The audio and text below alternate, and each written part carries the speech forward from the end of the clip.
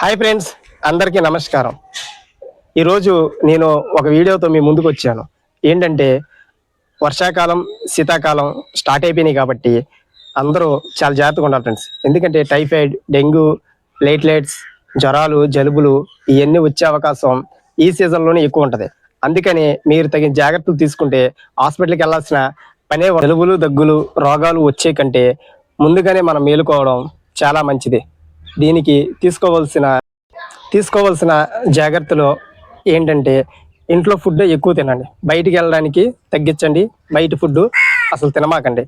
తరువాత 2 రోజులకు ఒకసారి కానీ 3 రోజులకు ఒకసారి కానీ తులసి, వేపాకు, మిరియాలు, తేనె కలిపిన కషాయాన్ని తీసుకుని ఉంటే లివరు, కిడ్నీలు, ఊపిరితిత్తులు, జీర్ణశయం, చిన్న పేగులు, పెద్ద పేగులు మొత్తం అంతా ఆరోగ్యంగా ఉంటాయి. ఎటువంటి జబ్బులు రాకుండా మనం తీసుకోవాల్సిన ఆహారం ఏంటంటే తక్కువ రైస్ తీసుకోండి, టిఫిన్ ఎక్కువ చేయండి, ఆయిల్ ఫుడ్ వద్దు. తర్వాత ఫ్రూట్స్ ఎక్కువ తీసుకోండి, కొబ్బరి నీళ్ళు, మజ్జిగ, ఇలా ఆరోగ్యకరమైన ఆహారాన్ని తీసుకోండి. అందరూ హ్యాపీగా ఉండండి, ఆరోగ్యంగా ఉండండి. అందరూ బాగుండాలి, అందులో మనం ఉండాలి.